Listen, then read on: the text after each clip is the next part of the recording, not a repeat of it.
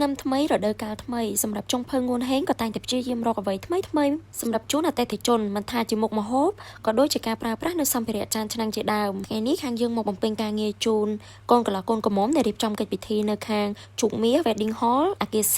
យើងមកបង្ហាញខ្លះៗអំពីទស្សនវិជ្ជានៅក្នុងរោងចៃនាពេលព្រឹកព្រលឹមហើយក៏មកបង្ហាញចំណុចពិសេសនាពេលព្រឹកនេះតែម្ដងគឺយើងបានអាប់ដេតឆ្នាំងបបរថ្មីដែលធ្វើឲ្យភ្ញៀវកិត្តិយសដែលអញ្ជើញមកចូលរួមបានពិសាបបរក្តៅៗតាំងពីដើមដល់ចប់តែម្ដងការអាប់ដេតនៅសម្ភារៈបែបនេះគឺផ្ដល់ភាពងាយស្រួលជូនទៅកាន់កូនកន្លះកូនក្រមុំដែលអាចពិសាបបរបានក្តៅៗមិនត្រឹមតែប៉ុណ្ណោះទេរាល់ដងបញ្ហាធំបំផុតរបស់ភ្ញៀវដែលទៅចូលរួមគាត់តែងតែនិយាយថាបបរអត់ក្តៅពិបាកនៅក្នុងការដាក់សណ្តែក